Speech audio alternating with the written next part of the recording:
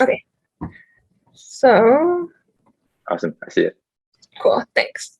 So my name is Olivia, and I'm a postdoc at Princeton, working in Jordan Taylor's lab. But today I'm going to show you some data that I collected in collaboration with Alex Florence and Sam McDougall at Yale, where we remotely quantified visuomotor learning and tested whether or not movement was really a requirement for this kind of adaptation.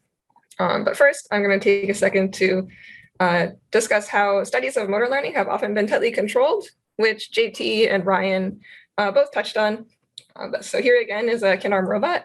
And in the lab, we maintain precise control over both how people are moving, right? So we can keep that movement in a single plane and apply forces to it. But we can also control exactly what they're seeing. We can conceal vision of the hand and present feedback by a monitor and a mirror presenting data at a specific frame rate. Additionally, during these experiments, the experimenter is usually present, right? So we provide instructions to the participant, and if there are any kinds of confusions, or if we notice that the person is doing something wrong, we can clarify and correct to make sure that the task is going on as we anticipate. And one big question that we had going into research this year, especially considering COVID, is whether or not we can observe canonical motor adaptation online where we have less control, right? So we don't have control over how participants are doing the task, like Ryan said. They might be using a trackpad or a mouse, and we didn't want to place some requirement to use either in case people lied when they reported the object that they were using. And additionally, people might be sitting up, they might be lying down, they could be in any configuration, which could affect the biomechanics of their movement. Additionally, people are at home, right? So they might be distracted by surprising noises or some kind of interruption from a pet or a family member, or alternately, just the temptation to look at your phone since it's always there and there's nobody to ask you not to. So in addition to that, like higher level methodological question, we had this research question about whether movement was actually necessary for implicit motor adaptation. So in standard trials, in reaching tasks, which is what I'm going to use today, usually the target is presented and there's some cue to start that movement. And people move their hand towards the target and receive some visual feedback in the form of a visually displayed cursor. To induce learning, we present this rotation.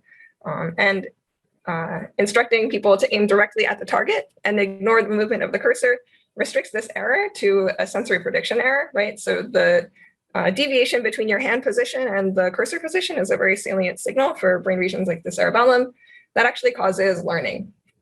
So in this figure here from one of Ryan's papers in 2017, on the y-axis, we have hand angle, or change in hand angle, which is the measurement of movement in this task. And when people are instructed to ignore the movement of the cursor and all they get is this sensory prediction error, you can see here that there is a gradual change to counterbalance that rotation, right? And people are unaware of this happening, so we call it implicit adaptation. On trials without movement, what we did is we presented this cue for participants to reach towards the target, but then changed it to magenta to indicate to them to withhold their reach. And then we played a simulated cursor movement showing the visual error of missing the target. So on both kinds of trials, visual errors are displayed regardless of whether participants actually moved. And we ask whether implicit adaptation occurs under both conditions, right? Is all that's needed some kind of representation of the goal plus some error, or do we actually need to move in order to learn to update that movement in the future? We employed a single trial learning design in order to minimize the effects of distractions. So in a traditional block design, sort of like what I showed you in Ryan's paper, we measure cumulative effects over hundreds of trials, right? So there's some baseline period and then hundreds of trials of manipulation. And when there's a break in the study, as shown in this paper from Olivia Kim, there is some effect on task performance. And it's unpredictable how breaks by self-guided participants at any given time could introduce noise in this cumulative learning signal. So we employed a single trial learning design to measure effects across a triplet of trials. In this particular design, we measured movements on trial 1, introduced some perturbation, that rotation or visual error shown on the last slide, and measured movement again on trial 3. The difference between movements on these two trials was called the amount of learning from the perturbation, or the learning from that trial. And this limits the effects of distractions to the triplets on which they occur. And it allows us to easily exclude these trials with perhaps poor reaction times or long intertrial intervals with minimal data loss. Additionally, the traditional block design is hours long and maybe somewhat repetitive. And without an experimenter there to suggest that people should stay engaged in the task, doing exactly the same thing hundreds of times in a row might be quite boring and promote distraction. Whereas in the single trial learning design, we have a variety of things happening on different trials. So perhaps with this variability, we encourage people to stay more interested in what's going on and perhaps look away less often. So in this particular study, we presented a variety of kinds of triplets. Broadly, we had triplets with movement on this middle probe trial and trials without movement. That rotation applied could either have been 0 degrees or plus or minus 15 degrees. So we can measure adaptation in response to both directions of error and hopefully baseline adaptation with no change in movement with a 0 degree rotation. And these flanking trials contained no feedback, so we could get a pure measurement of the change in movement. And again, that change in movement was measured across trials 1 and 3. We took some additional efforts to streamline the remote participant experience, presuming that happy participants that understand what's going on will promote good data collection, whereas people who are confused or frustrated will take our money and but promote data that we can't really use later. So Alex Warrens took some efforts using Phaser, which is an online HTML5 free game framework, to make our instructions very legible and visually appealing. So as you can see, the text scrolls across the screen, drawing your visual attention and hopefully encouraging people to read it. Additionally, if people made an error that we could detect programmatically, we give them a reminder. So that's a task where somebody moved when they were supposed to withhold their movement. And they see this message again to ensure that the instructions are actually received in case they clicked through quickly the first time they were shown. And in order to verify that instructions were understood, so we had some controls built into the experimental design. So for instance, we could measure people who were moving the mouse when they were instructed not to and exclude those trials or participants. But we also presented a brief multiple choice quiz after the study.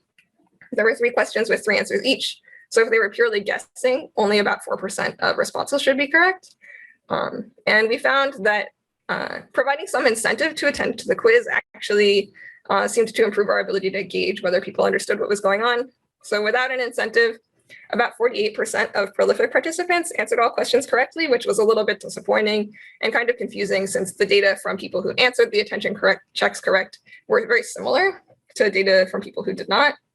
But providing a 50-cent bonus to get all of the questions correct increased that number to about 74% of prolific participants and revealed bigger differences in people who appeared to understand the instructions and people who did not. So this is a little bit more expensive, but it provides some peace of mind about the data quality and at least whether or not we're effectively communicating the instructions to people. Okay, and one last thing that we did was streamline the remote participant experience to make things a little bit easier. In the lab, because we have control over the absolute starting location and the cursor is tied to the hand position with the starting locations shown in this white circle here, we conceal the hand in between trials and only show the distance between the hand and the center location by the diameter or the radius of a green circle that appears on the screen.